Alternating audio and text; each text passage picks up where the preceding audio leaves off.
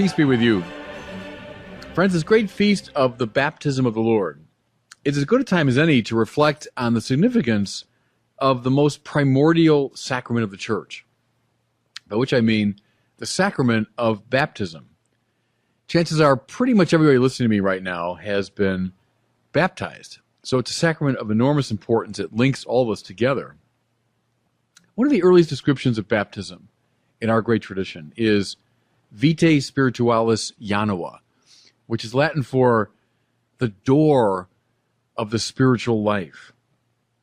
Baptism is the way in, the foundation, the condition for the possibility of an authentically spiritual life. Without baptism, we don't get in.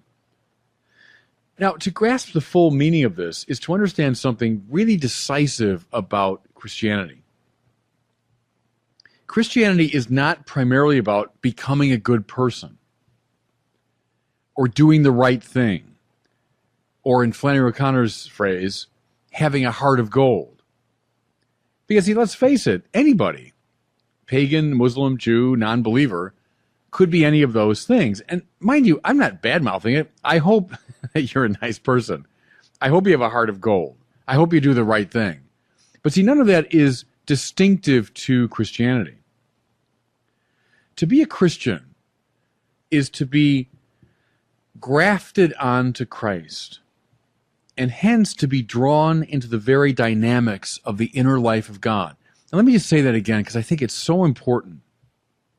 To be a Christian is to be grafted onto Christ, and hence drawn into the very dynamics of the inner life of God.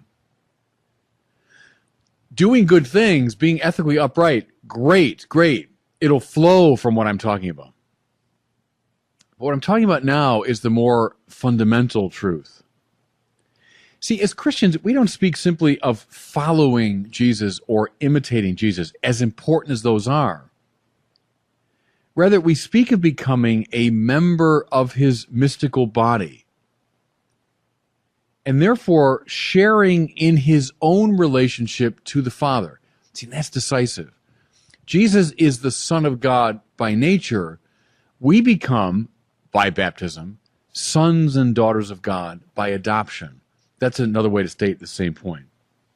And you see now why it's so important to say that we are baptized in the name of the Father and of the Son and of the Holy Spirit. Baptism is tied to the Trinity. Why? Because baptism draws us into the relationship between the Father and the Son. We become sons and daughters in the Son, and that means, listen now, that we are in the Holy Spirit, because the Holy Spirit is the relationship between the Father and the Son. Baptism, in a word, is all about grace. It's about the breakthrough of the divine life. It's about our incorporation through the power of God's love into God's own life. You see how much more interesting, strange, intriguing that is than being a nice person. As important as that is, I want you all to be nice persons. But see how much stranger, more dramatic, more exciting, more puzzling and strange this claim is. That through God's grace, we've been grafted onto Christ, and therefore we share in the very life of God.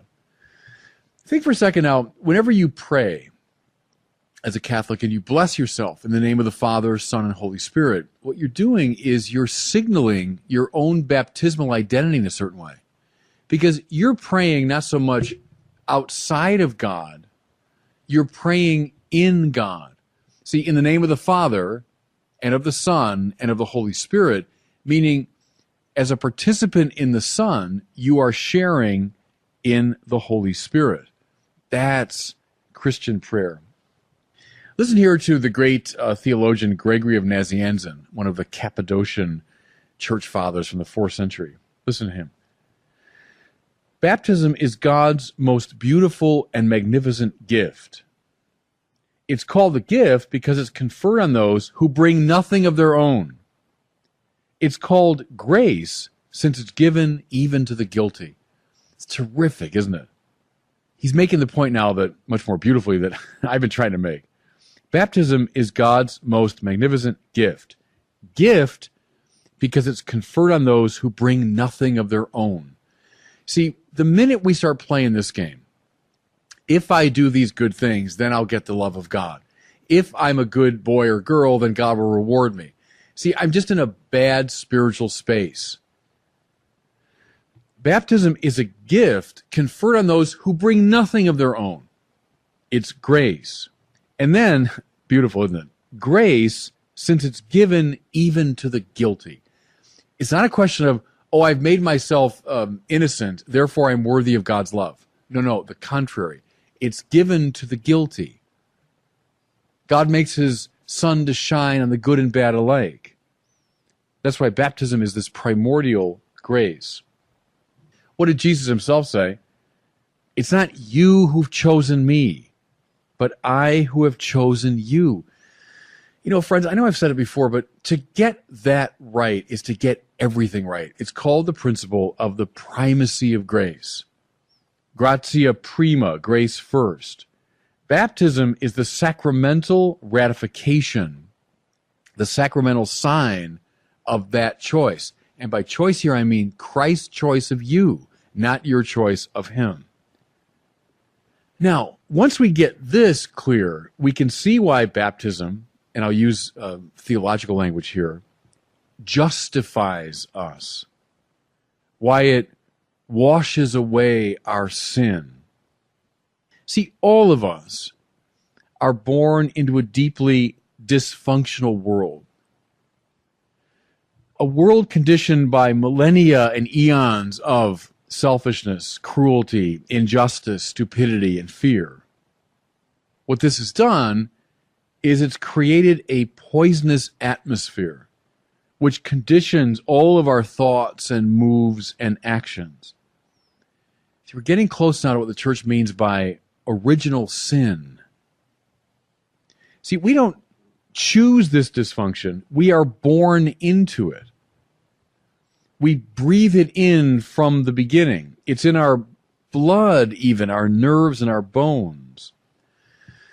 Here's a comparison that's been used in recent years, which I think is actually quite good. Think of a baby who's born to a mother who's addicted to cocaine, a crack baby, they'll speak of.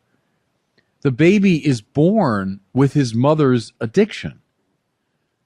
Through the baby's fault? Well, of course not. But from the beginning, the baby has taken in the addiction of the mother.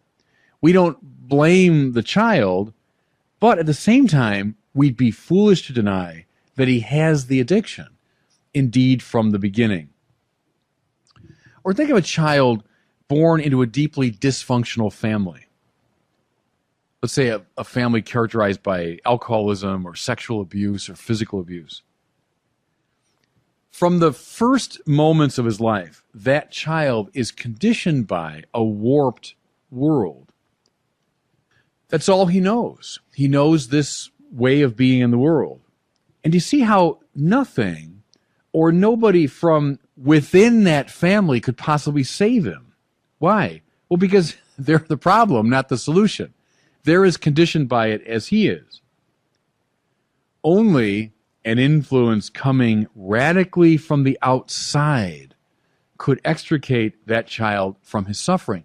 Just as only an intervention, let's say a medical intervention from the outside, could save the crack baby from his addiction. See, in light of these comparisons, do you see why the stress on grace is so important? Baptism is the moment, sacramentally speaking, when the Holy Spirit draws us out of this fallen world into a new world. What I mean here is into the very life of the Trinity. Because we deserve it? No. Because we merit it? No. It's God's grace. That's why we say baptism involves, and I'll use the language from John's Gospel, being born again. Nicodemus, unless you are born again or born from above, you have no life in you. Baptism lifts us up, enlightens us, transforms us, saves us. Now see how important that language is. Saves. We might talk about someone being saved from a dysfunctional family, saved from an addiction. It's not a question of something that we've accomplished. Do you see now why the church speaks of the baptized person as a new creature? See, something new has happened here. And now with all this in mind, we can understand much better, I think, the relationship between baptism and the other sacraments. Baptism is birth in the spiritual order. That's what I've been talking about, becoming a new creature. It's the beginning of a properly spiritual life. The other sacraments represent, if you want, modifications or specifications of that life. So a living thing needs to eat, right? It needs nourishment. Well, there's the role that Eucharist plays. You see now why only baptized people in the church can receive the Eucharist. If you're not alive spiritually, what's the point of feeding you? Baptism, we say more legally, gives you the right to participate in the Eucharist. Well, that's why. What does penance do? But it restores a spiritual life that's been lost through serious sin. We can do certain things that are so repugnant to the divine life that they effectively kill it off. And, all of us are sinners. We know about this. Things that are mortally sinful. See, they kill off the spiritual life in us. What's penance? But the sacrament, again, it's grace that restores the lost life. What does confirmation do? But it confirms and strengthens the life that was given at baptism. What are marriage and holy orders? Well, they're the sacraments of mission and vocation. See, properly human life is not just biological, right? Not just a matter of organic survival. Real life involves the directing of one's energies toward a purpose. Same is true in the spiritual order. It's not enough just to have the divine life. I get that through baptism. But that life wants to find a direction and purpose. Thus, marriage, holy orders, focus baptismal life. Let me conclude with just a little glance at the gospel for today. Jesus is baptized by John, and then we hear, a voice came from heaven. You are my beloved Son. With you I am well pleased. Baptized, you've been grafted onto that Son. You've become a son or daughter in that Son. And therefore, every baptized person, think of that now, all you listening to me who are baptized, should hear that same voice saying the same thing. You are my beloved Son. You are my beloved daughter, in whom I am well pleased. There's the deepest truth of baptism. And may God bless you.